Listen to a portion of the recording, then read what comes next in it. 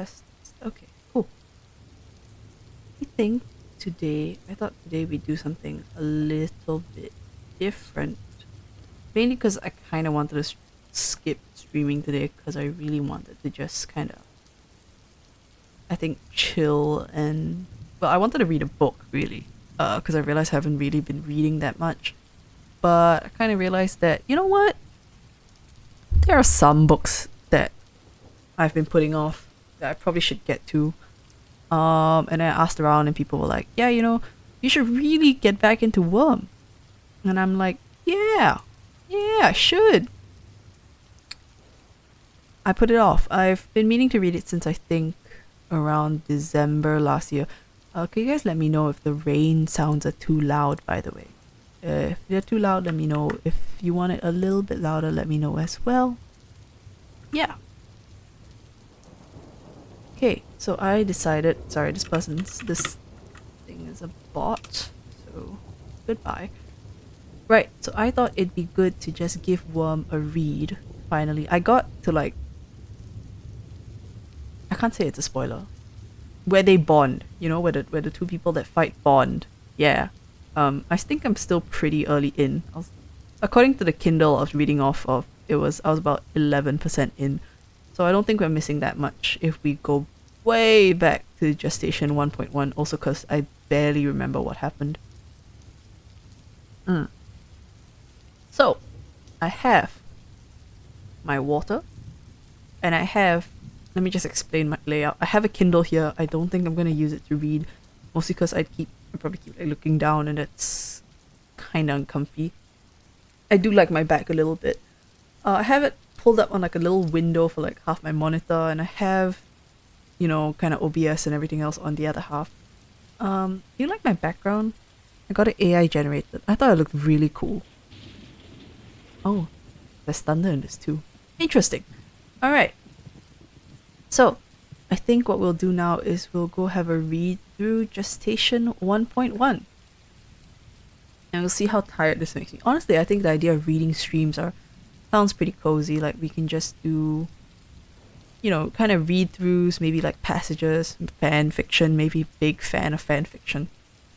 And then kind of give thoughts as we go along. And I hope I don't miss out on something, because I'm pretty sure I would. Oh well, okay. Let's go. So this is Worm by Wildbow, Gestation 1.1 off the Parahumans WordPress. Oh, I have to admit, I'm still not used to reading anything in first person. It's not something that I think I kind of grew up reading, so adjusting the Worm was quite a challenge, and I think adjusting to reading it out loud would be even more of a challenge, but I'm looking forward to it. Okay, let's try Gestation 1.1. Class ended in 5 minutes, and all I could think was, an hour is too long for lunch. Since the start of the semester, I'd been looking forward to the part of Mr. Gladley's World Issues class, where we'd start discussing capes. Now that it had finally arrived, I couldn't focus. I fidgeted, my pen moving from hand to hand, tapping, or absently drawing some figure in the corner of the page to join the other doodles. My eyes were restless too, darting from the clock above the door to Mr. Gladley and back to the clock. I wasn't picking up enough of his lesson to follow along. 20 minutes to 12. 5 minutes left before class ended. God, it's hard. He was animated, clearly excited about what he was talking about, and for once, the class was listening. He was the sort of teacher who tried to be friends with his students, the sort who went by Mr. G instead of Mr. Gladley. He liked to end class a little earlier than usual and chat with the popular kids. He gave lots of group work, so others could hang out with their friends in class, and had fun assignments, like mock trials.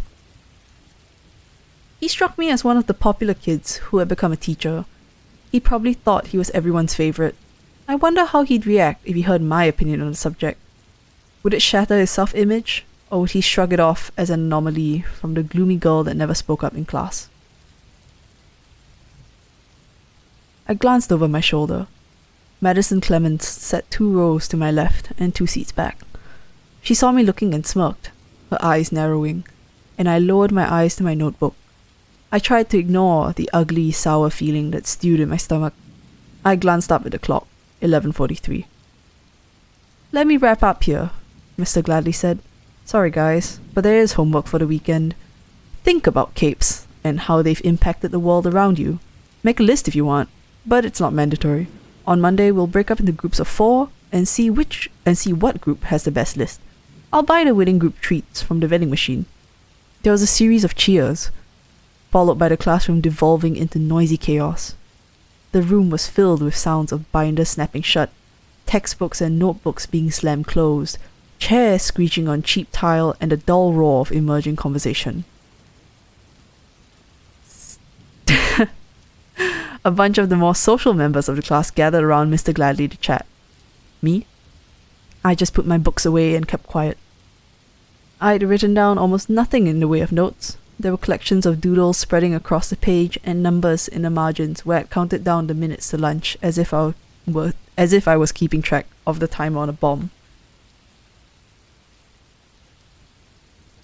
Madison was talking with her friends.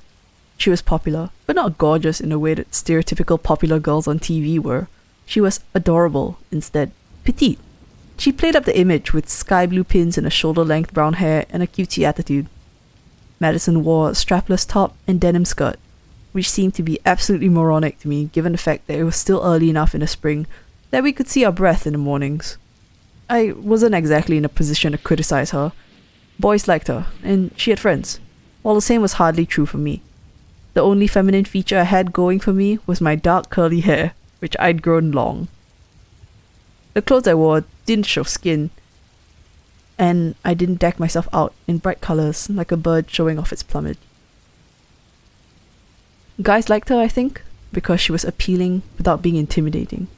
If only they knew. The bell rang with a little... Sorry. I'm not making fun of this. I'm just thinking about how I used to write when I was a little kid. There was just so much, noise. Anyways. The bell rang with a lilting ding-dong, and I was the first one out the door. I didn't run, but I moved at a decent clip as I headed up the stairwell to the 3rd floor and made my way to the girls' washroom. There were half a dozen girls there already, which meant I had to wait for a stall to open up. I nervously watched the door of the bathroom, feeling my heart drop every time someone entered the room. As soon as there was a free stall, I let myself in and locked the door. I leaned against the wall and exhaled slowly. It wasn't quite a sigh of relief. Relief implied you felt better. I wouldn't feel better until I got home. No, I just felt less uneasy. It took maybe 5 minutes before the noise of others in the washroom stopped. A peek below the partitions showed that there was nobody else in the other stalls. I sat on the lid of the toilet and got my brown bag lunch to begin eating. Lunch at the toilet was routine now. Every school day, I would finish off my brown bag lunch, then I'd do homework or read a book until lunch hour was over. The only book in my bag that I hadn't already read was called Triumvirate, a biography of the leading 3 members of the Protectorate. I was thinking I would spend as long as I could on Mr. Gladly's assignment before reading, because I wasn't enjoying the book. Biographies weren't my thing, and they were especially not my thing when I was suspicious it was all made up. Hold on, I just need to check that chat is working. Because it seems like nothing's showing, but I feel like it definitely is. Sorry, just give me 1 second, yeah? Could someone say something in chat? I have a stream open separately as well, just in case. But it doesn't appear as though much is showing. I also need to check if everyone is a bot. So, yeah, okay, test. Thank you. Thank you. I see you. Appears this one is a bot as well, so give me 1 second. Alright. Anyways. Whatever my plan, I didn't even have a chance to finish my pita wrap. The door of the bathroom banged open. I froze. I didn't want to rustle the bag and clue anyone into what I was doing, so I kept still and listened. I couldn't make out the voices. The noise of the conversation was obscured by giggling and the sound of water from the sinks. there was a knock on the door, making me jump. I ignored it, but the person on the other side just repeated the knock. Occupied, I called out, hesitantly. Oh my god, it's Taylor. One of the girls on the outside exclaimed with glee. Then in response to something another girl whispered, I barely heard her add, yeah, do it. I stood up abruptly, letting the brown bag with the last mouthful of my lunch fall to the tiled floor. Rushing for the door, I popped the lock open and pushed. The door didn't budge. There were noises from the stalls on either side of me, then a sound above me. I looked up to see who it was, only to get splashed in the face. My eyes started burning, and I was momentarily blinded by the stinging fluid in my eyes and the blurring of my glasses. I could taste it as it ran down to my nose and mouth, cranberry juice. They didn't stop there. I managed to pull my glasses off just in time to see Madison and Sophia leaning over the top of the stall, each of them with plastic bottles at the ready. I bent over with my hands shielding my head just before they emptied the contents over me. It ran down the back of my neck, soaked my clothes, fizzed as it ran through my hair. I pushed against the door again, but the girl on the other side was braced against it with her body. If the girls pouring juice and soda on me were Madison and Sophia, that meant that the girl on the other side of the door was Emma, leader of the trio. Feeling a flare of anger at the realization, I shoved on the door, the full weight of my body slamming against it. I didn't accomplish anything, and my shoes lost traction on the juice-slick floor. I fell to my knees in the puddling juice. Empty plastic bottles with labels for grape and cranberry juice fell to the ground around me. A bottle of orange soda bounced off my shoulder to splash into the puddle before rolling under the partition and into the next stall.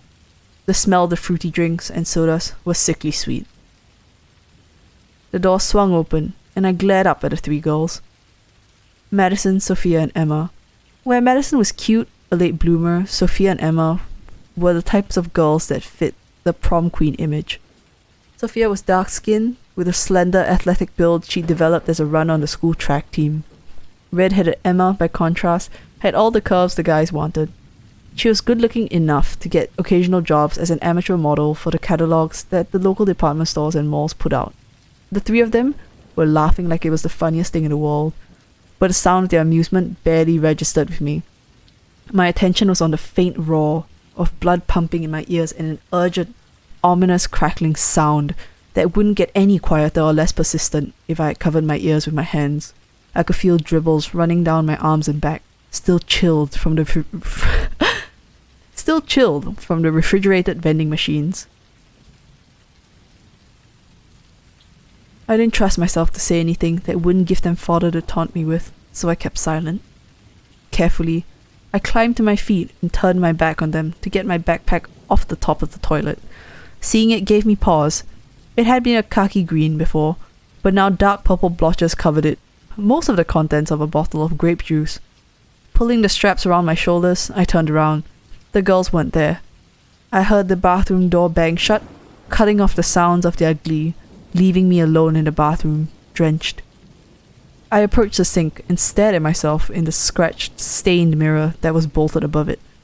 I'd inherited a thin-lipped, wide, expressive mouth from my mother, but my large eyes and my gawky figure made me look a lot more like my dad. My hair was soaked through enough that it clung to my scalp, neck and shoulders. I was wearing a brown hooded sweatshirt over a green t-shirt, but coloured blotches of purple, red and orange streaked both. My glasses were beaded with the multicoloured droplets of juice and soda. A drip ran down my nose and fell from the tip to land in the sink. Using a paper towel from the dispenser, I wiped my glasses off and put them on again. The residual streaks made it just as hard to see, if not worse than it had been. Deep breaths, Taylor, I told myself. I pulled the glasses off to clean them again with a wet towel, and found the streaks were still there. An inarticulate scream of fury and frustration escaped my lips, and I kicked the plastic bucket that sat just beneath the sink, sending it and the toilet brush inside flying into the wall. When that wasn't enough, I pulled off my backpack and used a two-handed grip to hurl it. I wasn't using my locker anymore. Certain individuals had vandalized or broken into it on 4 different occasions. My bag was heavy, loaded down with everything I'd anticipated needing for the day's classes. It crunched audibly on impact with the wall. What the fuck? Sorry, there's no laughter in that. My bad. Ahem. What the fuck? I screamed to nobody in particular, my voice echoing in the bathroom. There were tears in the corner of my eyes. The hell am I supposed to do? I wanted to hit something, break something, to retaliate against the unfairness of the world. I almost struck the mirror, but I held back. It was such a small thing that it felt it would make me feel more insignificant instead of venting my frustration. I'd been enduring this from the very first day of high school, a year and a half ago. The bathroom had been the closest thing I could find to a refuge. It had been lonely and undignified, but it had been a place I could retreat to. A place where I was off their radar. Now I didn't even have that. I didn't know what I was supposed to do for my afternoon classes. Our midterm project for art was due, and I couldn't go to class like this. Sophia would be there, and I could just imagine her smug smile of satisfaction as I showed up looking like I'd botched an attempt to tie-dye everything I'd owned. Besides, I'd just thrown my bag against the wall, and I doubted my project was still in one piece. The buzzing at the edge of my consciousness was getting worse. My hands shook as I bent over and gripped the edge of the sink. I let out a long, slow breath and let my defenses drop. For 3 months, I'd held back. Right now, I didn't care anymore. I shut my eyes and felt the buzzing crystallize into concrete information. As numerous as stars in the night sky, tiny knots of intricate data filled the area around me. I could focus on each one in turn, pick out details. The clusters of data had been reflexively drifting towards me since I was first splashed in the face. They responded to my subconscious thoughts and emotions, as much of a reflection of my frustration, my anger, my hatred for those 3 girls, as my pounding heart and trembling hands were. I could make them stop, or direct them to move without almost thinking about it, the same way I could raise an arm or twitch a finger. I opened my eyes. I could feel adrenaline throbbing through my body, blood coursing through my veins. I shivered in response to the chilled soft drinks and juices the trio had poured over me. With anticipation, and with just a little fear, on every surface of the bathroom were bugs. Flies, ants, spiders, centipedes, millipedes, earwigs, beetles, wasps, and bees. With every passing second, more streamed in through the open window and the various openings in the bathroom, moving with surprising speed.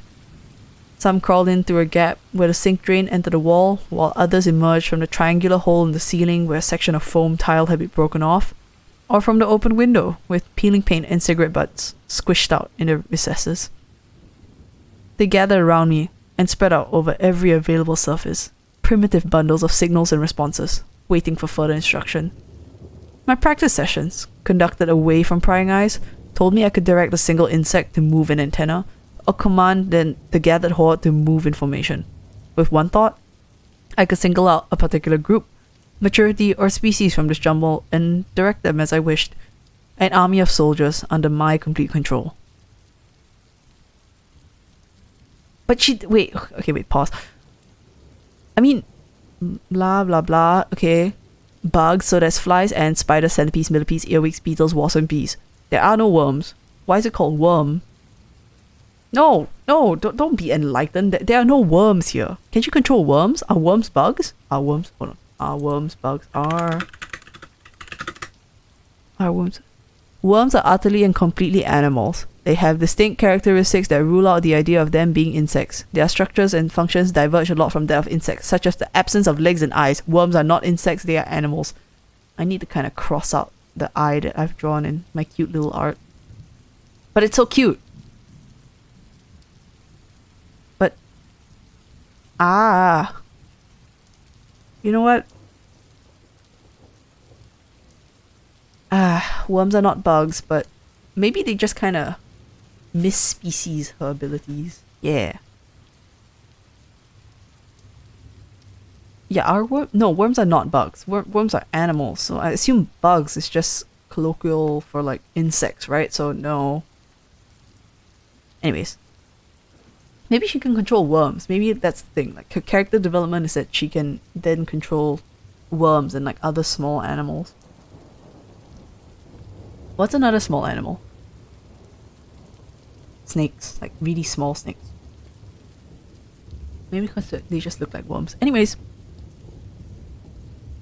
Rats. Yes, maybe she can control rats. We'll see. Let's see. Okay, anyways, back to this.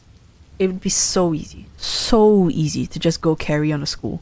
To give the trio their just desserts and make them regret what they had put me through. The vicious emails, the trash they'd upended over my desk, the flute, my mother's flute, they'd stolen from my locker. It wasn't just them either. Other girls and a small handful of boys had joined in, accidentally skipping over me when passing out assignment handouts, adding their own voices to the taunts and the flood of nasty emails, to get the favor and attention of 3 of the prettier and more popular girls in our grade. Side note, I think controlling like hummingbirds or rats would be pretty cool. Anyways, I was all too aware that I'd get caught and arrested if I attacked my fellow students. There were 3 teams of superheroes and any number of solo heroes in the city. I didn't really care. The thought of my father seeing the aftermath on the news, his disappointment in me, his shame, that was more daunting. But it still didn't outweigh the anger and frustration.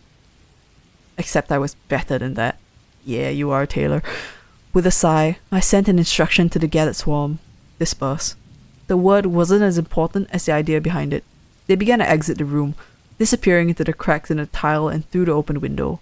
I walked over to the door and stood with my back to it so nobody could stumble onto the scene before the bugs were all gone. However much I wanted to, I couldn't really follow through. Even as I trembled with humiliation, I managed to convince myself to pick up my backpack and head down the hall. I made my way out of the school, ignoring the stares and giggles from everyone I walked past, and caught the first bus that headed in the general direction of my home. I'm gonna address that in a sec. Hold on. The chill of early spring compounded the discomfort of my soaked hair and clothes, making me shiver. I was going to be a superhero. That was the goal I used to calm myself down at moments like these. It was what I used to make myself get out of bed on a school day. It was a crazy dream that made things tolerable. It was something to look forward to, something to work towards. It made it possible to keep from dwelling on the fact that Emma Barnes, leader of the trio, had once been my best friend. Okay, thoughts? That's the end of the first chapter, Gestation 1.1. Spoiler alert, she gets the ants to control birds like it's Ratatouille. That's pretty cool. Like, hold on. It gives off big, like, cordyceps energy. You know how they, like, take over insects and they're parasitic, so they make them kind of climb up and all that. Climb up onto, like, I think blades of grass or something, so they get eaten more easily and then they can take over larger animals. That, but, you know, cordyceps are fungi, and I trust that ants are not. It's cool, though. Okay, thoughts on the first chapter. Well, it's written a lot like fan fiction that I read in like the 2010s, I think, the 2013-ish. It's a good vibe. I like it. Reading it to yourself, vastly different from reading it out loud. Reading it out loud, first thing is, I think when I read it to myself, I just tend to skip over words quite a bit. So I'll just be like, oh yeah, this is the general idea, let me move on. But here's like, I've stumbled because I've skipped over a word. Or, oh no, have I mispronounced a word? Because whenever I read it to myself in my head, I'm just, yes, I will keyboard smash the word in my head and I will never need to learn how to pronounce it. That's how, when I was a kid, I knew roughly how to pronounce like Hermione. I couldn't pronounce Snape for some reason. I thought it was pronounced Snap when I was asked, because I just keyboard smashed it in my head and never thought about how to pronounce it. But yeah, so far the names are tolerable. It's not like super hard, so that's pretty good. Aw, thank you. Big rip. Yeah. Thank you guys for joining the stream. Really appreciate having you guys here. Yeah, major fanfic vibes, right? Yeah, exactly. I really enjoy it. It's a good vibe. I'm just upset that worms are not bugs. I'm not upset that worms are not bugs. I'm confused why it's called worm when she controls bugs. But you know how in Ratatouille they're controlled by like hair. So if ants control birds by like tugging on their feathers or something, how would they control worms? Like, do they just... Oh my god, I need to draw it. It's like a worm with a little harness and a tiny ant sitting on top with like a little like reins, like a horse's reins. That'd be pretty cute. Anyways, let's move on. Gestation 1.2. Ahem. My thoughts were on Emma on the bus ride home. For an outside observer, I think it's easy to trivialize the importance of a best friend, but when you're a kid, there's nobody more important. Emma had been my BFF from grade 1 all the way through middle school.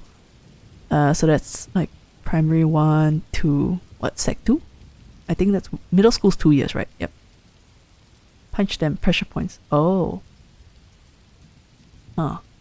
But punching worms feels counter. If you're gonna use the worms to like fight, right? Why would you injure them beforehand? Like you just take HP. Hello, Gemford Bushman. Hi, yes, nice to meet you. I am reading Worm. I just finished Gestation 1.1. We're debating whether insects could control worms. Like Ratatouille. Yeah. Thank you for joining us. Really appreciate it. Just kind of giving my thoughts as I read through Worm. And actually being forced to kind of internalize the details because I'm reading it out loud and stuff. Yeah. Hi. Glad to have you here. Really appreciate it. Okay. Anyways. Gestation 1.2 before we get sidetracked again. Emma had been my BFF from grade 1 all the way through middle school. It hadn't been enough for us to spend our time together at school, so we had alternated staying at each other's houses every weekend. I remember my mother saying that we were so close, we were practically sisters. A friendship that deep is intimate. Not in a rude way, but just in terms of a no-holds-barred sharing of every vulnerability and weakness. So when I got back from nature camp just a week before our first year at high school started, to find she wasn't talking to me, that she was calling Sophia her best friend, discovering that she was now using every one of those secrets and vulnerabilities I had shared with her to wound me in the most vicious way she could think of, it was crushing. There's just no better way to say it. Unwilling to dwell on it any longer, I turned my attention to my backpack, setting it on the seat beside me and sorting through the contents. Grape juice had stained it, and I had a suspicion that I'd have to get a new one. I just bought it like 4 months ago, after my old one had been taken from my locker, and had just been $12, so it wasn't a huge issue.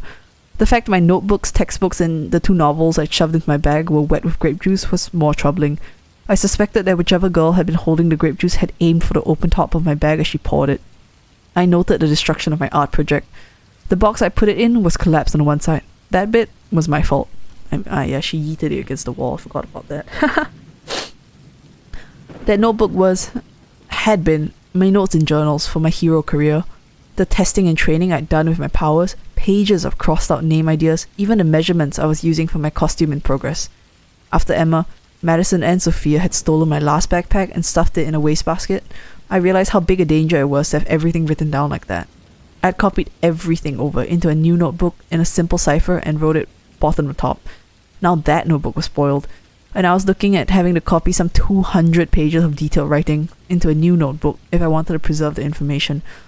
If I could even remember what was on all of the ruined pages. When was this written? When was Worm written? Hold up. When was Worm written?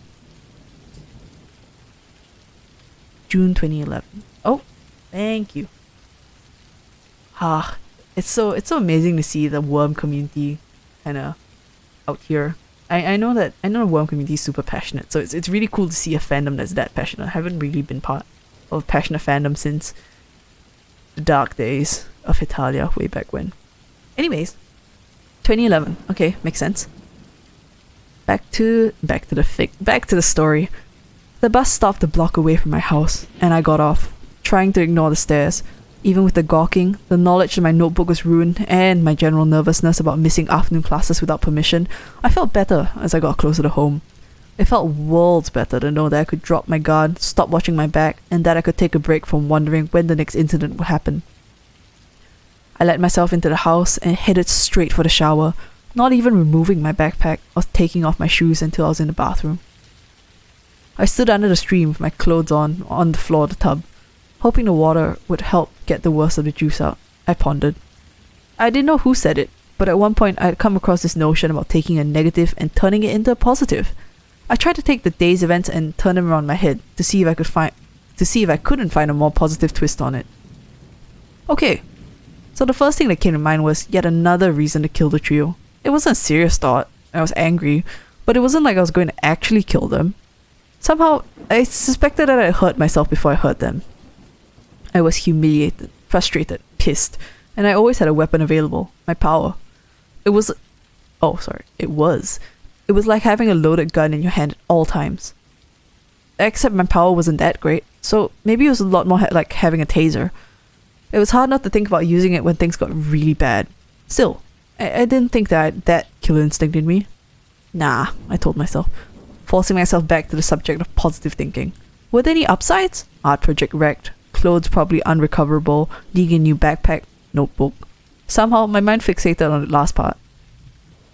I cranked the shower off, then towel dry, thinking.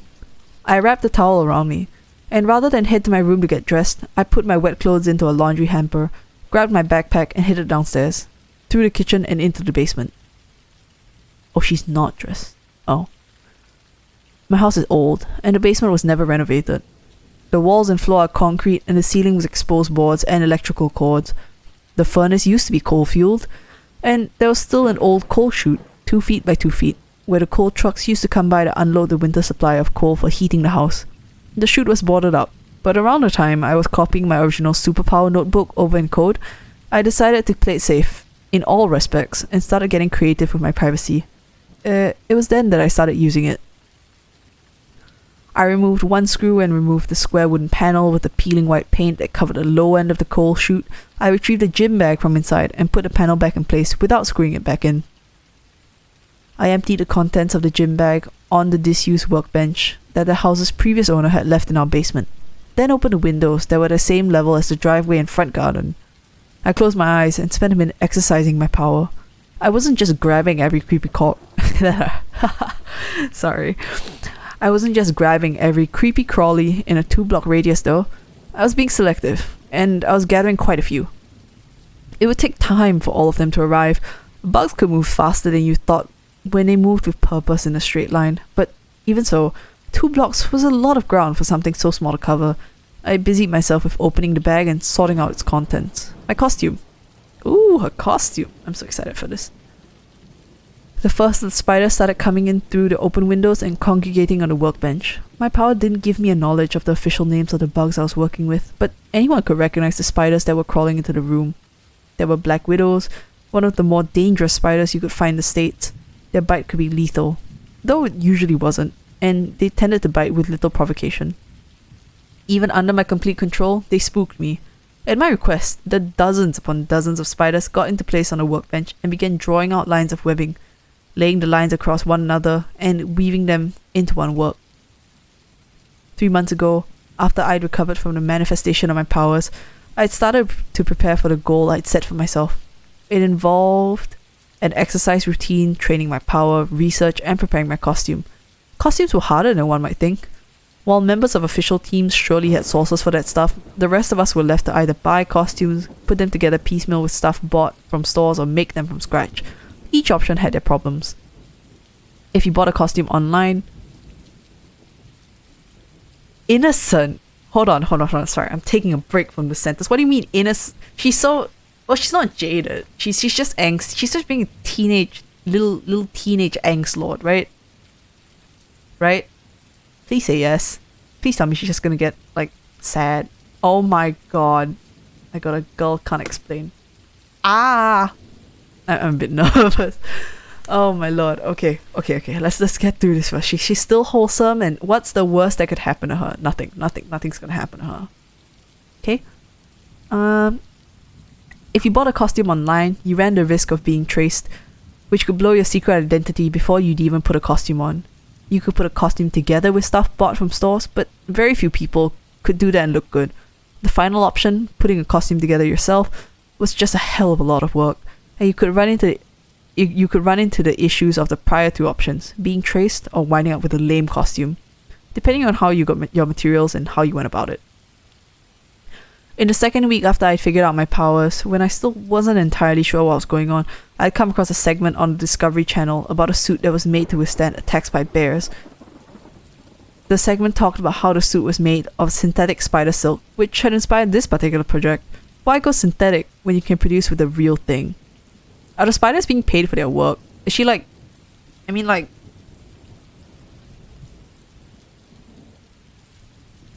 If they're, like, conscious enough for her to summon them and speak to them and get data to them, is she paying them? It's concerning, Taylor. Let's see. Okay, Taylor remains Taylor until the very end. Taylor, yeah, a person can remain a person, but you know, if they get really, really angsty, then it's slightly concerning. Capes was talking about the geography features. Wait, I suck at what's a cape? Capes is a headland on a promontory of large size. Ah. She pays on mosquitoes and other bugs, I guess. But so you're like controlling one type of bug to feed them to another type. That sounds low-key a little bit sad, man. Is it sad? Just slightly concerning, I think. I'm just very concerned about that. Ah, oh well. Okay. Where is it? Okay. Anyways.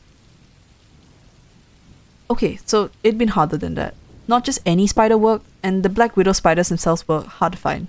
They weren't typically found in the northeastern states, where it was generally colder. But I was fortunate that a key element that had made Brockton Bay a tourist destination and a hotspot for capes also made it a place where Black Widow spiders could live, if not thrive. Namely, it was warm. Thanks to the surrounding geography and the ocean bordering us to the east, Brockton Bay had some of the mildest winters you can find in the northeastern states, and some of the most comfortably warm summers. Both the Black Widows and the people running around in skin-tight costumes were thankful for that. Skin-tight, like, do capes wear, like, do superheroes wear, like, I was gonna say latex, I don't think it's latex, but you know, that stretchy tight material, because that's just hell to sweat in. Sounds uncomfy. Big concern while reading, very concerned right now. Oh well. Keep going. With my power, I ensured the spiders could multiply. I kept them in safe locations and fattened them on prey I directed. Oh, she does feed them. Oh, sorry, a mosquito just flew by me. I kind of wish I had the power to feed them spiders. Anyways, and fattened them on prey I directed straight to them. I'd flipped that mental switch that told them to breed and lay eggs as if it was summer.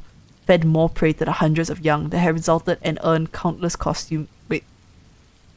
Fed more prey to the hundreds of young that had resulted and had earned countless costume spinners for my trouble. The biggest issue had been that Black Widows are territorial, so I had to spread them out to ensure they didn't kill each other when I wasn't around to control them. Once a week or so, on my morning runs, I rotated the locations of the local spiders so I had a fresh supply all filled with proteins for the production of the essential materials. These sentences are long. This ensured that the spiders were always ready for working on the costume in the afternoon, after school. Yeah, I needed a life. But I had a badass costume. I hope they describe it. I'd love to do like art. I've seen like some fan art. I have no context for fan art, by the way. I think Gray told me that most of the fan art I looked at just for like character reference have all been spoilers. So I'm concerned, but I don't even get that they're spoilers because I'm not there yet. Or maybe I just didn't pay attention. Okay. It wasn't a great looking costume just yet. The fabric was a dirty yellow-grey. The armoured sections I'd made out of finely arranged and layered shells and exoskeletons I'd cannibalized from the local insect population and then reinforced with dragline silk.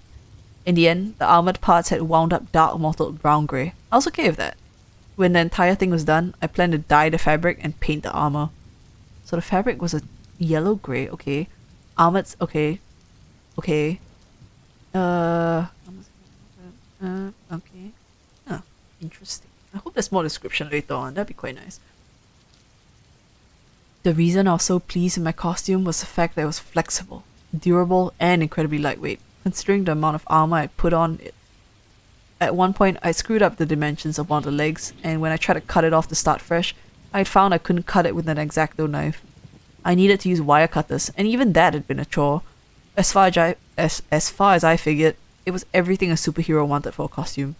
I wasn't exactly willing to test it out, but I harbored hopes that it was bulletproof, or at least that the armored sections of over my vital areas were. Now the fan art doesn't have any spoilers. Really? No, it's not the. I know that there's one quite well-known piece of fan art where it's just, I think, Taylor in a costume. I think there's some other fan art that Gray said there were spoilers in, but anyways, I don't remember it, so should be okay. No concern, only read. plan was to finish my costume over the course of the month, and as the school year ended and the summer began, I would take the leap into the world of superheroes. But the plan had changed. I took off my towel and hung it from the corner of the bench, then began pulling on my costume to test the fit for the 100th time. The spiders obediently moved out of the way as I did so. When I'd been standing in the shower trying to find the good aspects in the day's troubles, my thoughts had turned to my notebook. I realized I was procrastinating. I was constantly planning, preparing, considering all of the possibilities. There would always be more preparations, more stuff to study or test. The destruction of my notebook had been the burning of a bridge. I couldn't go back and copy it into a fresh book or start a new one without delaying my game plan for at least a week. I had to move forward. It was time to do it. I flexed my hand inside the glove. I'd go out next week. No more delays. This weekend, I'd be ready. Ooh, this is the inciting event. I mean, it's one of the inciting events. The worm, from what I've heard, the worm is really long. Really long. So I don't think this could be like the big inciting event. It's an inciting event to get her to be a superhero, but probably not. You know, kind of. Sorry, the mosquito keeps flying by. I can't kill it. Yeah, so cool. She's determined. She's gonna go out. She's gonna be a superhero. It's gonna be great. Right? I don't think anything could go wrong. She's just being a superhero. Okay, let's make it through Gestation 1.3, maybe 1.4. We'll see how we're feeling with that. And then maybe we'll call it for today and we'll continue on after that. Honestly, this is so fun. I'm really looking forward to reading the entirety of Worm on stream with you guys. As long as we can. Okay. Gestation 1.3. My training schedule consists of running every morning and after every afternoon. Sorry, that was a bit much. Running every morning and every other afternoon. Okay. In the process, I picked up a pretty good knowledge of east side of the city. Growing up in Brockton Bay, my parents had told me stuff like stick to the boardwalk.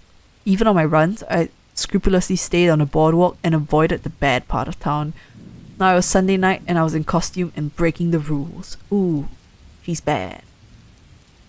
I dyed and painted the costume on Friday, bought temporary costume pieces, belt, the straps for the mask and the lenses on Saturday, and finished up the most necessary details over the course of my Sunday afternoon before heading out for the evening.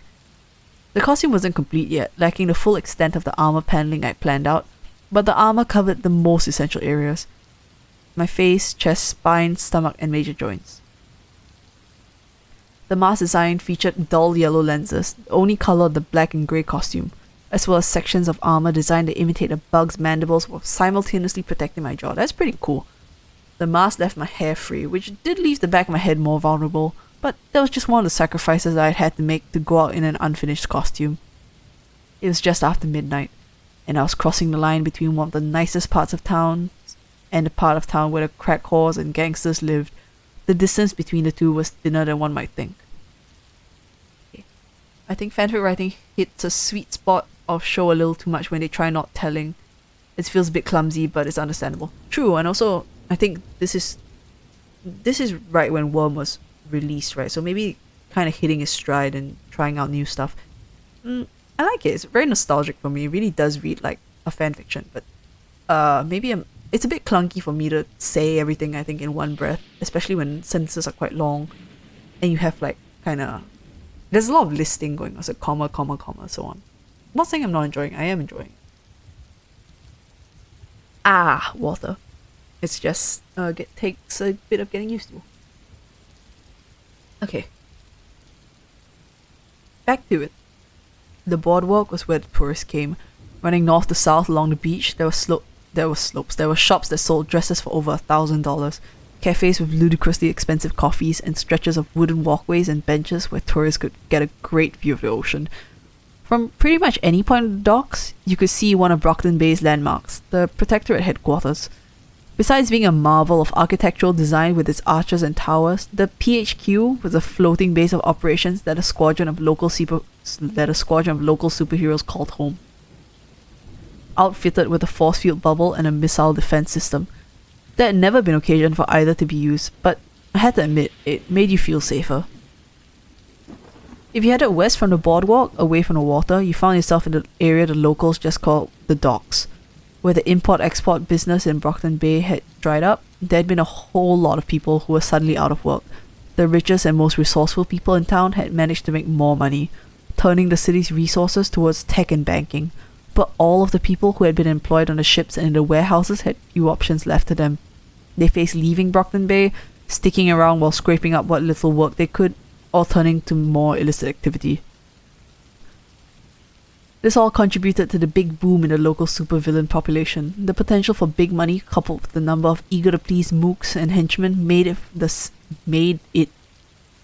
The potential for big money, coupled with the number of eager-to-please mooks and henchmen, made it the city to be for villains in the late 90s. It took a few years for the hero presence to establish and organize themselves, but they did, and there was something of an equilibrium now. As far as the Cape population went, Brockton Bay wasn't in the top 5 cities in the US, but it was probably in the top 10. Just moving from one block to the next, you could see the change in the area. As I made my way to the docks, I could see the quality of my surroundings decline steeply. There were enough warehouses and apartments in the area for even the most destitute to find shelter, so the only people on the streets were unconscious drunks, whores, and gang members. I steered clear of any and all people I saw and ventured further into the area. As I walked, I was using my powers to draw a swarm together, but kept them out of the way, moving just over the nearby rooftops and through the interior of buildings. Anyone paying attention to the local cockroach population might think something was up, but there weren't many lights on. I doubted most of the buildings here even had power. The lack of lights in the area was what made me stop and draw myself against the side of a building when I saw a spot of orange in the dark street ahead. The orange was the flame of a lighter, and I was able to make out several faces around it. They were Asian, some wearing hoodies, others wearing headbands or long-sleeve shirts, but all wore the same colours, red and green. That is a terrible, terrible choice of color. What? Wait, when is this set? Do you guys know which season? Christmas! Oh my god, they're just tiny elves. They're just elves. They're like reverse Santas. They're just going around robbing people. Elves, I tell you, elves. Alright, anyways. I knew who these guys were. They were members from the local gang that left the tags Asian Bad Boys, ABB for short, all over the east end of the city. Asian spelled AZN. More than a few went to my school. As far as the criminal element in Brockton Bay went, they weren't small potatoes. While the typical gang members were just Koreans, Japanese, Vietnamese, and Chinese forcibly recruited from Brockton Bay's high school and lower-class neighborhoods, the gang was led by a couple of people with powers. Gangs didn't tend to be that racially inclusive as far as who joined, so it said something that their leader had the ability to draw in members from so many different nationalities and keep them in line. The streets were unlit, so my ability to see was dependent on the moon and a few indoor lights that were still on and shining out onto the sidewalks. I started actively looking for their boss. There were more gang members coming out of a 2-story building, and they were gathering in the street. They didn't have the atmosphere of people who were just hanging out either. They were expressionless or scowling, and they weren't talking. I spotted their boss as the gang pulled away from the door of the building to give him room. I only knew about this guy from what I've heard on the news and read online, but I recognized him immediately. He was a big guy, but not so big that he would send people running when he walked down the street, like some people with powers were. He was a little over 6 feet though, which put him head and shoulders above most of the gang members. He had an ornate metal mask over his face, and wasn't wearing a shirt, despite the chill. Sprawling tattoos covered his body from the neck down, all depicting dragons from Eastern mythology.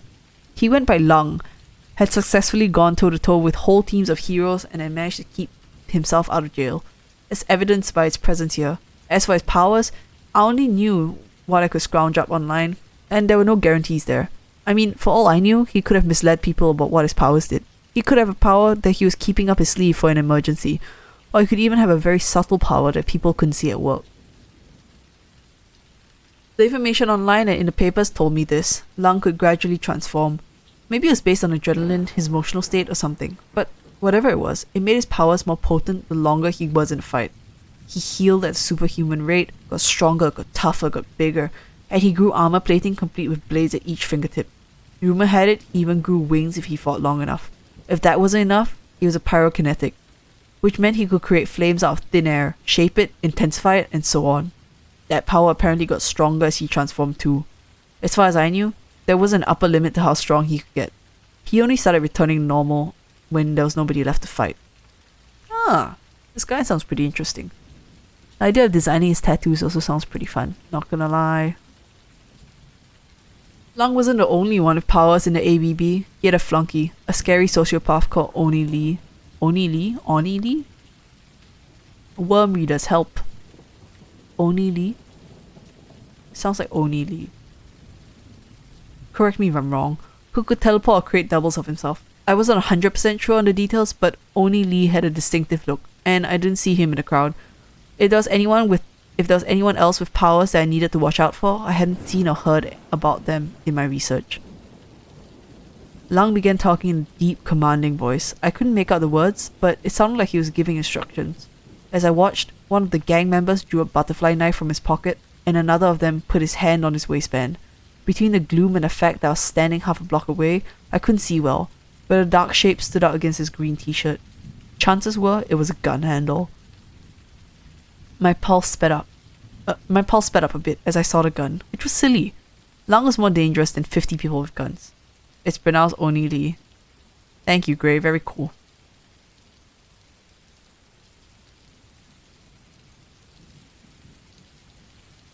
Where was I? Ah, yes. I decided to move away from where I was and find a better vantage point to monitor their conversation, which seemed like a good compromise between my curiosity and my self-preservation. I slowly backed away from where I was, glancing over my shoulder to make sure nobody else was watching, and then circled around the rear of the building I was lurking beside. My investigation paid off. Halfway down the alley, I saw a fire escape that was leading up the back of the building that Lung and his gang were standing in front of. The feet of my costume had soft sole, so I was nearly as silent as I ascended. Thank you, Gray, thank you. The roof was covered in gravel and cigarette butts, which made me think I wouldn't be nearly so quiet walking over it. Instead, I walked on the raised outside lip of the roof. As I neared the part of the roof directly above Lung and his gang of Asian bad boys... Sorry. It's taking a while to take that name seriously. Of AZN bad boys. I crouched and crawled forward on my stomach. It was dark enough that I doubted they'd see me if I jumped up and down and waved my arms, but there was no reason to be stupid. Being at the top of a 2-story building where they were on the ground floor made it hard to hear them. Lung had a strong accent as well, which meant I had to wait until I had spoken a few sentences before I could figure out what he was saying. It helped that his mooks were utterly, respectfully silent as he spoke. Lung was snarling. "The children, just shoot. Doesn't matter your aim, just shoot. You see the one lying on the ground? Shoot a little bitch twice more to be sure." I should not be laughing. "Shoot a little bitch twice more to be sure. We gave them no chances to be clever or lucky, understand?" There was a murmur of assent. Someone else lit up a cigarette, then leaned over to light a cigarette for the guy next to him. In those moments that his hands weren't cupped against the flame, I could see the gathered faces of just a dozen or so of the gangsters gather around Lung. In hands, waistbands, and holsters, I could see the dark metal of guns reflecting the orange flame. If I had to hazard a guess, all of them had weapons. They were gonna kill kids?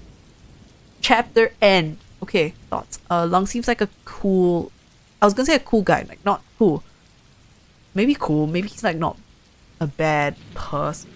He's probably a bad person. But this is like 2010s era writing that we're talking about. Nobody's a bad person, just like misunderstood or something. So we'll see about that. Man, I don't know what accent Lung probably has. But, I'll go think about that. But you can't just leave it at such a strong cliffhanger. So let's do one more chapter. Bam! Next chapter. Okay. Okay, stream still working okay? Stream still working okay. Okay. Gestation 1.4. I'm almost done with my water. Okay. 1.4. I felt a chill. A part of me really wished that I thought to get my hands on a disposable cell phone. I didn't have a utility belt, but a spade-shaped section of armor that hung over my spine hid a set of EpiPens.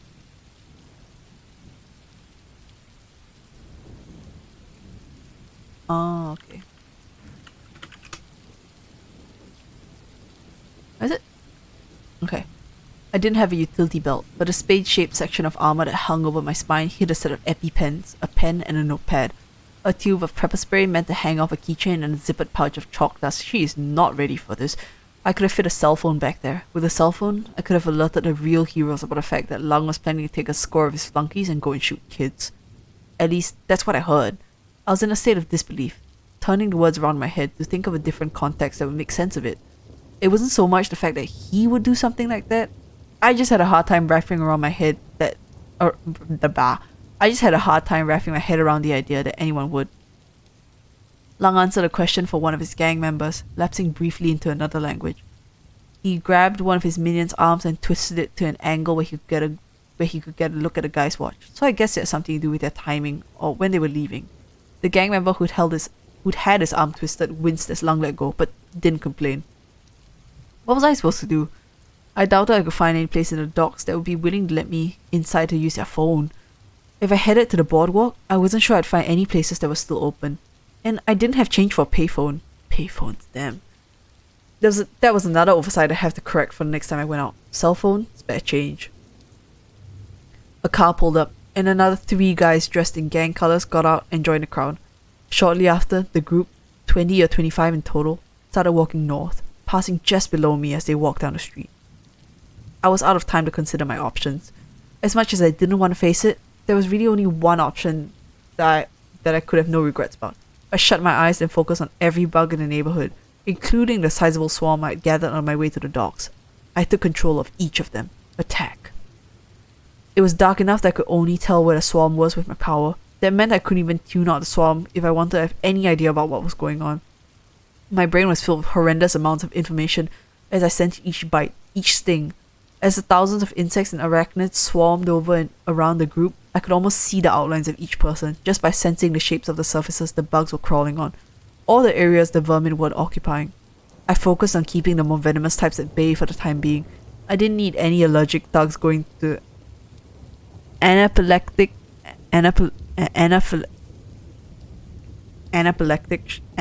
it sounds right. Anaphylactic shock from a bee sting or getting serious complications from a bite of a brown recluse spider. I sensed the fire through the swarm before I realized what I was looking at with my eyes.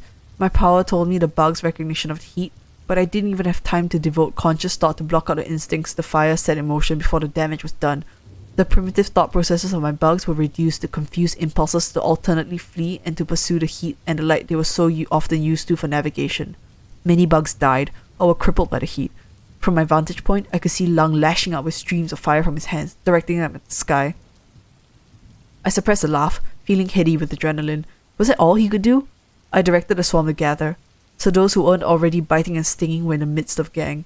If he wanted to turn his flames on the swarm, he would have to set his own people on fire.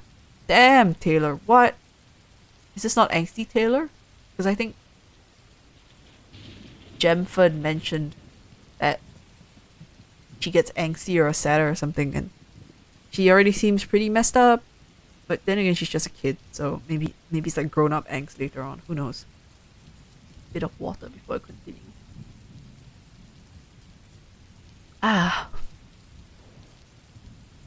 Okay. The heated air and the smells gave me enough information by way of my insects to tell where Lung was in the crowd. I took a deep breath and then set in the reserves. I took a share of the venomous types I'd held at bay and directed them to Lung. A handful of bees, wasps, a number of the more poisonous spiders like black widows and brown recluses, and dozens of fire ants. He healed fast when his power was working. Everything I read online said that people with healing abilities would shrug off the effects of poison or drugs, so I knew I'd have to pump him full of enough venom to overwhelm that aspect of his power. Besides, he was a big guy. I judged he could take it. From the information I could glean from my bugs, Lung was already had maybe a quarter of his body covered in armor. Triangular sections of metallic plating were piercing through his skin, where they would continue to grow and overlap until it was nigh impenetrable. If they weren't already, his fingertips and toes would become like blades or metal claws. Lung's furry. Anyways, I felt a sadistic glee as I organized the attack on Lung. I directed the flying insects to attack his face. With distaste, I focused the claw. Sorry. I'm a bit tired. Okay. We can do this. With distaste, I focused the crawling angst. With distaste, I focused the crawling ants and spiders on other vulnerable areas. I did my best to ignore the feedback that I got from that particular attack, as I most definitely did not want the same kind of topographical map that the swarm had provided just a minute ago. Nice. Lung was bad news, and I needed him out of action as soon as possible. That meant delivering the hurt. Rationale aside, I did feel a stab of guilt about taking pleasure in someone else's pain. I quieted that moment's remorse by reminding myself that Lung had spread tragedy, addiction, and death to innumerable families. He'd been planning to kill kids. Lung exploded, no metaphor there. He detonated in a blast of rolling fire that set his clothes, several pieces of litter, and one of his gang members alight. Almost every bug in his immediate vicinity died or was crippled by the wave of extreme heat. From my vantage point on the roof, I watched as he turned himself into a human bomb a second time. The second explosion turned his clothes to rags and sent his people fleeing for cover. He stepped out of the smoke with his hands burning like torches, the silvery scales that covered nearly a third of his body reflecting the flame. Damn. He was fireproof? Or skilled enough at using fire to superheat the air around him without burning himself? The meager scraps of clothing that covered him were burning away, the fire licked and danced around his hands without him seeming to care. He roared. It wasn't a monstrous roar one might expect, but a very human sound of rage and frustration. Oh, is this a callback to chapter 1 when she let out a really, frustrated noise as well? Dang. If this is intentional, that's pretty clever. Maybe she becomes a villain. Anyways. As human as it sounded though, it was loud. All the way down the street, neighborhood lights and flashlights flickered on in response to the explosions and the roar. I even saw a few faces peering through the windows to see the action. Idiots. If Lung's next attack shattered any glass, they could get hurt. From where I was crouched on the side of the roof, I directed some of the more harmless insects to attack Lung. He lashed out fire the moment they started crawling on him, which I had more or less expected. He was managing to kill the majority of the bugs with each burst of flame, and knowing what I did about his powers, I knew his flames would only get bigger, hotter, and more dangerous. In a typical fight, you figure someone would get weaker as the fight dragged on. They would take their lumps, get tired, exhaust their bag of tricks. With Lung, it was the opposite. I found myself regretting that I only used a relatively small number of the more venomous bugs because it becoming clear that what I used wasn't having much effect. He had no idea where I was, so I figured I still had the upper hand. But my options and the number of bugs in my swarm were running out. Despite my earlier glee, I wasn't sure if I could win this anymore.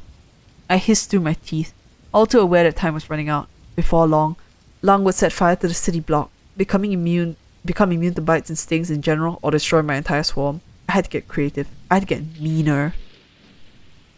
I focused my attention on a lone wasp and piloted up around Lung's back, up behind his head, and had it circle around to his face and straight at his eyeball. The wasp touched his eyelash, and he blinked before it could hit the target. As a consequence, the stinger only sank into his eyelid, prompting yet another explosion of fire and a scream of rage. Again, I thought. A honeybee this time. I wasn't sure if he eventually got armor-plated eyelids, but maybe I could use the stings to make his eyes swell shut? He wouldn't be able to fight if he couldn't see. The bee struck home this time, sinking a stinger into the ball of Lung's eye. It surprised me that it didn't stick or kill the bee, so I had the bee sting again. This time, the barbs let it stick in the skin at the corner of his eye, at the side of his nose. The bee died that time, leaving some tiny organs and a venom sac hanging from the stinger. So,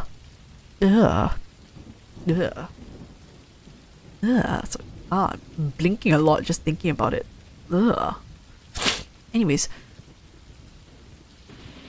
I expected him to explode again. He didn't. Instead, he set himself on fire, head to toe. I waited a moment, poised to attack with the next wasp to attack the moment he dropped his guard. But as the seconds passed, I realized he wasn't planning on extinguishing himself. My heart sank. Surely he was burning up all the oxygen in his vicinity. Didn't he need to breathe? What the hell was the fuel source for his fire? Standing in the street, he turned around, searching for me. With the flames that licked and rolled over his body, casting light where there had only been gloom. Abruptly, he hunched over. I wondered if, I hoped, the various toxins and venoms in his system had done the trick. Then his back separated into two. A meaty-looking gap appeared along his spine, followed by an eruption of long metallic scales all down the gap. After bristling for a few moments, the scales lay flat like dominoes falling. He stood and stretched, and I could swear he was a foot taller, now with an armor-plated spine, still on fire, head to toe. If the constantly on fire thing had tipped the balance of the fight to futile, watching Lung grow and look stronger than he ever had pushed me to the point of being spooked. I started thinking about an exit strategy. Rationally, I figured, Lung's men were scattered to the four winds and they were probably in pretty rough shape. Whatever Lung had been planning for tonight, chances were he wasn't going to be able to carry out whatever plans he'd had after this debacle. I had more or less accomplished what I needed to do, and I figured I could run and find a way to contact the PHQ just in case. that was the rational perspective. Justifications aside, I just wanted to leave right then. If things dragged on and I stayed put, there was a very real chance that Lung would give evidence to the rumor that he could grow wings, at which point I'd be spotted for sure. I wouldn't be able to beat Lung at this point anyway, which left only a graceless retreat as the remaining option. Lung had his back turned to me, so I lifted myself up, slowly. Crouching, I backed up to retreat to the fire escape, watching Lung carefully as I set foot on the gravel of the roof. As if a gunshot had gone off, Lung whirled around to stare at me. One of his eyes was just a glowing line behind his mask, but the other was like an orb of molten metal. A victorious roar filled the air, less human than the outcry he had made earlier, and I felt a kind of resignation. Enhanced hearing. The package of powers the bastard got from his transformation included superhuman hearing. Wait. Okay, that's end chapter, but like, how do powers work here? So her powers manifested, right? They manifested several months ago, so I think that's understandable.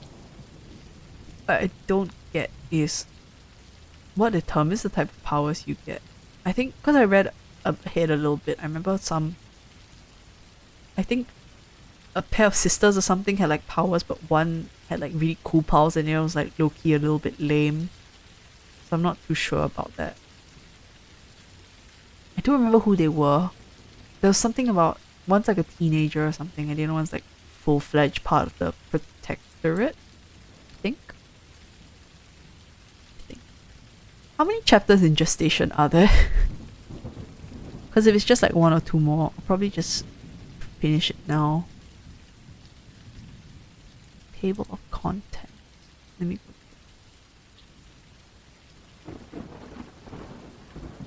There's 2 more bits to Gestation. Should I just finish it now? Let me look at it. Let me go look at it.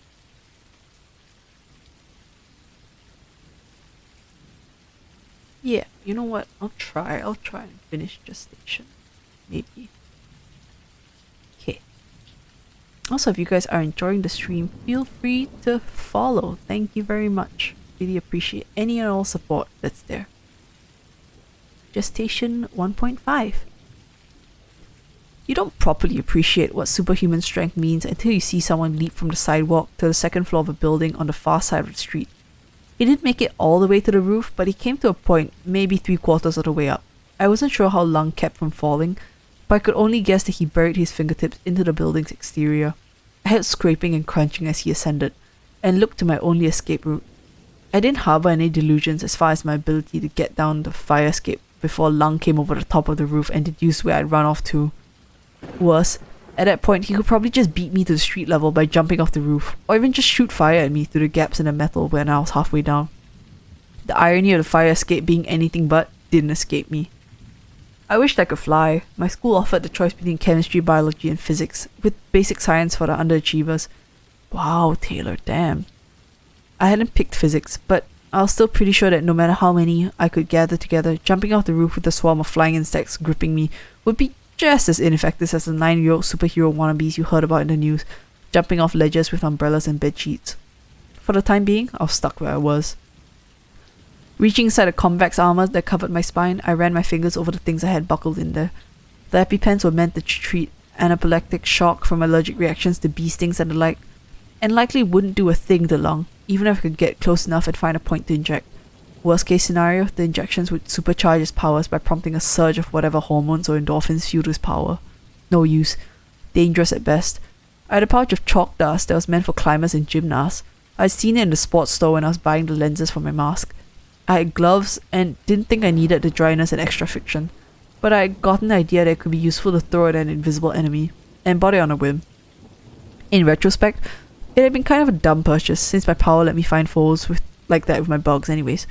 As a tool against Lung, I wasn't sure if it would explode like regular dust could when exposed to flame, but fire didn't hurt him anyways. Scratch that.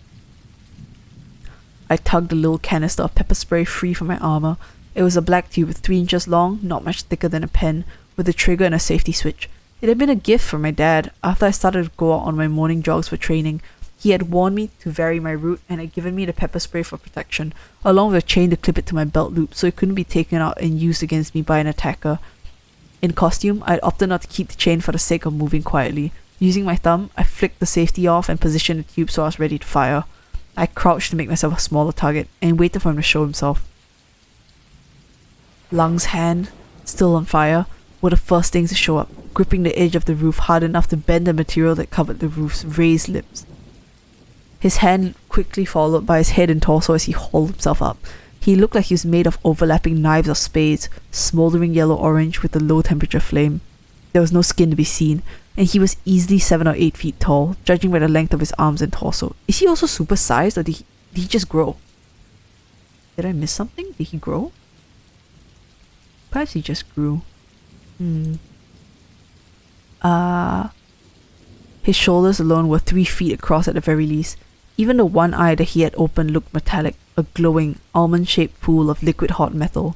I aimed for the open eye, but the spray fired off at a sharp angle, just glancing off his shoulder. Where the spray grazed him, it ignited into a short-lived fireball. I swore under my breath and fumbled with the device. While he brought his leg over the edge, I adjusted my angle and shot again. This time, with a small tweak of my aim mid-shot, I hit him in the face. The ignited spray rolled off of him, but the contents still did the trick. He screamed, letting go of the roof with one hand, clutching the side of his face where his good eye was. It had been vain to hope that he'd slip and fall. I just counted myself lucky that however metallic his face looked, there were still parts of it vulnerable to the spray. Lung hauled himself over the edge of the roof. I had him hurting. I just couldn't do anything about it. My bugs were officially useless. There was nothing left in my utility sheath, and I'd hurt myself more than I hurt Lung if I attacked him. Making a mental note to pick myself up a concealable knife or baton if I managed to live through this, I bolted for the fire escape. Motherfucker, Lung wait, no, he stutters it, sorry, so it's motherfucker, Lung screamed. When my back turned, there was no way to see it, but the roof was briefly illuminated before the wave of flame hit me from behind. Knocked off balance, I skidded on the gravel and hit the raised lip of the roof, just by the fire escape. Frantically, I patted myself down. My costume wasn't on fire, but my hair. I hurriedly ran my hands over it to make sure it hadn't been ignited. Small mercies, I thought. There was no tar used on the roof. I could just imagine the flames igniting the rooftop, and just how little I'd be able to do if it happened. Lung stood, slowly, still covering part of his face with his hand. He walked with a slight limp as he approached me. Blindly, he lashed out with a broad wave of flame that rolled over half the roof. I covered my head with my hands and brought my knees to my chest as the hot air and flame rushed over me. My costume seemed to take the brunt of it, but it was still hot enough I had to bite my lip to stop from making a sound. Lung stopped advancing, slowly turning his head from one side to another. "Cocksucker," he growled in his heavily accented voice, his cussing interrupted by his panic for breath. "Move. Give me something to aim for." I held my breath and stayed as still as possible. What could I do? I still had a pepper spray in my hand, but even if I got him again, I was still running the risk that he would lash out and bake me alive before I could move. If I moved first, he'd hear me and I'd get knocked down by another blast of flame. Probably before I could get to my feet. Lung moved his hand from his face. He blinked a few times, then looked around, then blinked a few more times. It was a matter of seconds before he could see well enough to make me out from the shadows. Wasn't pepper spray supposed to put someone down for 30 minutes? How was this monster not an A-lister? He suddenly moved, flames wreathing his hands, and I screwed my eyes shut. When I heard the crackling whoosh of the flames and wasn't burned alive, I opened my eyes again. Lung was firing streams of flame, aiming for the edge of the roof of the adjacent building, a 3-story apartment. I looked to see what he was aiming at, but couldn't make anything out in the gloom or in the brief second of light Lung's flames afforded. With no warning, a massive shape landed atop Lung with an impact I could swear people heard at the other end of the street. The size of a van. The massive object was an animal rather than a vehicle, resembling a cross between a lizard and a tiger, with tangles of muscle and bone where it ought to have been skin, scales of fur. Lung was now on his knees, holding one of the beast's sizable claws away from his face with his own clawed hand. Lung used his free hand to strike the creature across the snout. Even though he was smaller than the beast, the impact made it rear back. It took a few short steps in reaction. Then the rhino...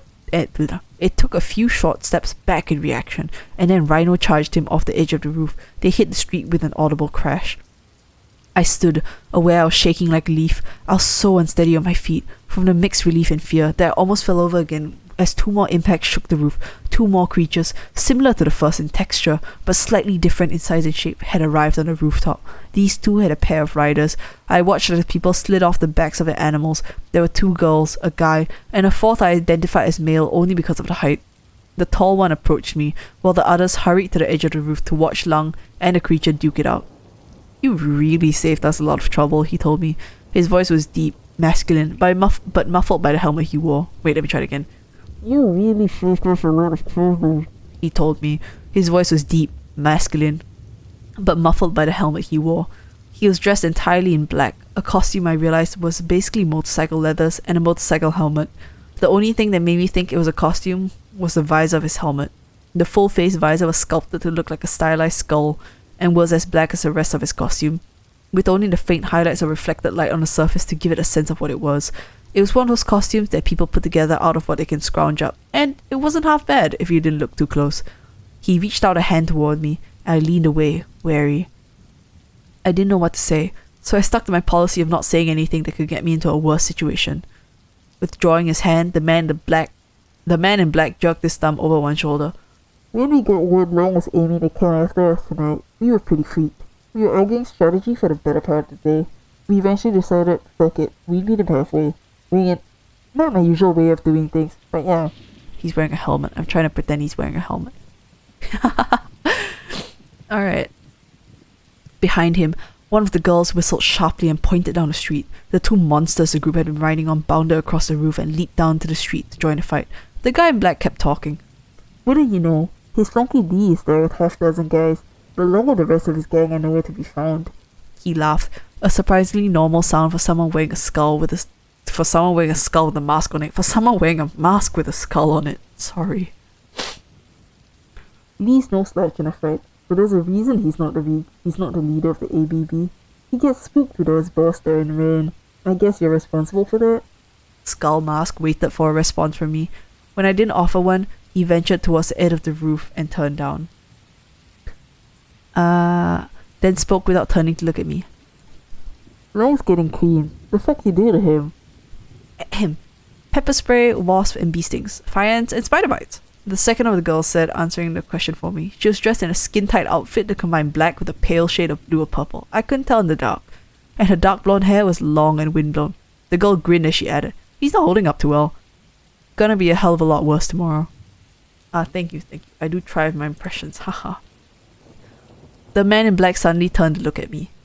"Introductions. That's Tattletale and Q, the girl with the dogs." He pointed to the other girl, the one who had whistled and directed the monsters. She wasn't in costume unless I counted a plaid skirt, army boots, torn-up sleeveless t-shirt, and a hard plastic dollar store Rottweiler mask as a costume. "We call a bitch, our preference, but in the interest of being PG, the good guys in the media decided to call her Hedgehog instead. Last excessively least, we have Regent." We call her bitch, her preference, but in the interest of being PG, the good guys in the good guys in media decided to call her Hellhound instead. Last and certainly least, we have Regent. Hold up, the description of bitch, which I swear I've read before because I've read this before, just sounds a lot like how Ebony Darkness Dementia Ravenway is described in the legendary fanfiction My Immortal. I need to go look at that. Now, I'm not disparaging Worm. Don't get me wrong, I'm not disparaging Worm. I'm just saying it really reads like old fanfic. But I love old fanfic, okay? Ahem. Wait, so let's see. Okay, so bitch is described as she wasn't in costume unless I counted a plaid skirt, army boots, torn up sleeveless t-shirt, and hard plastic dollar store Rottweiler mask. Ebony Darkness Dementia Ravenway is described as wearing black leather dress, pentagram necklace, combat boots, and black fishnets. It was the combat boots that sold it, that's right. Okay. Back to the story. I finally caught up with what he was saying. Those monsters were dogs? Fuck you, Gru, Regent retorted with a Regent retorted with a chuckle and a tone of voice that made it clear he really wasn't that offended. He was wearing a white mask, not quite as decorative or made up as the ones I associated with the carnivals in Venice, but similar. He'd placed a silver coronet around his short black curls and wore a ruffled white shirt with skin-tight leggings tucked into knee-high boots. Is he dressed like a... Hold on. Short black girls wore a ruffled white shirt and skin-tight leggings tucked into knee-high boots. Okay. The outfit was very Renaissance. He had a build that made me think of more a dancer than a bodybuilder. Introductions done, Gru looked at me for several long moments. After a few seconds, he asked me, "Hey, you okay? You hurt?" The reason she's not introducing herself isn't because she's hurt, Tattletale told him as she continued to lean over the edge of the roof and watch whatever was going on at street level. It's because she's shy. Tattletale turned around and it looked like she was going to say something else, but she stopped, turning her head. The smile she'd been wearing faded. "Heads up, we gotta scram." Bitch nodded in response and whistled. One short whistle followed by two long ones. After a brief pause, the building was suddenly rattled by impacts. In just moments, the three creatures of hers leapt from the alleys to either side of the building and onto the roof. Gru turned towards me. I was still standing on the opposite end of the roof, by the fire escape. "Hey, wanna ride?" I looked at the creatures. Dogs? They were bloodied, snarling creatures out of a nightmare. I shook my head. He shrugged. "Hey," Tattletale said to me, seating herself just behind Bitch. "What's your name?" I stared at her. My voice caught in my throat before I was able to get the words out. I haven't picked one yet. "Well, Bug, a cape's gonna show up in less than a minute. You did us solid by dealing with Lung, so take my advice. Someone from the Protectorate shows up, finds two bad guys duking it out, they're not gonna let one walk away. You should get out. You should get out of here," she said. She flashed me a smile. She had one of those vulpine grins that turned up at the corners. Behind her simple black domino-style mask, her eyes were glittering with mischief. If she had red hair, she would have made me think of a fox. She kinda did, anyways. With that, they leapt over my head, one of the three beasts hitting or stepping on the fire escape on the way down, eliciting a screech of metal on metal. When I realized what had happened, I could have cried. It was easy enough to pin down Regent, Tattletale, and Bitch as teenagers. It wasn't much of an intuitive leap to guess that Gru had been one too. The children Lung had mentioned, the ones I had gone through so much effort to save tonight, were bad guys. Not only that, but they'd mistaken me for one too. Okay. Good impression, hard to understand. Okay, just won't do it. I'll find some other way to do it. But I think this is a good chapter. I remember this chapter in a lot less detail than reading it again, but I think this is good. Just being very aware, I think, of what's going on. Yeah. I'm enjoying this. My voice is kind of dying. And I think it's a good place to stop because we've just kind of gone through... what's going on. So, let me just remind you guys to follow. We really appreciate any and all follows that come my way or any interaction. Thank you guys so much for hopping on the stream. And now, final thoughts on Worm. I think reading it like this really does force me to slow down and appreciate all the fine details. You don't really get that many details. Don't really get that many details when you kind of read it to yourself. And I read it when I think I was not really in a state of mind to be reading long sentences and long chapters all at once. So it's kind of an interesting experience to come back to it. Like, I know what I'm supposed to have... I know what I'm supposed to know. But reading it like this is quite different. I enjoy it. I enjoy it a lot. And I hope you guys are enjoying it too. I'm just thinking. I think... Did Taylor have a crush on... Taylor have a crush on Brian? I feel like she did, but or maybe I just forgot. It's okay. We'll find out later on anyways. Yeah, so if you guys enjoyed this stream, please feel free to follow. There'll be way more streams of Worm reading TM to come. I think I do plan on streaming this until I think finish Worm, which will take quite a while. Don't get me wrong, it will take quite a while, but I'm having fun doing it. I hope you guys are having fun listening to it and just listening to like my long rambles in between reading all of this. So yeah, follow for more, subscribe to my YouTube, and go follow my Twitter. Thank you guys so much for joining the stream today, and I will see you guys tomorrow, probably. Maybe not reading, I might play Apex, but we'll see how we feel. once again, thank you guys so much, and I'll see you around. Bye!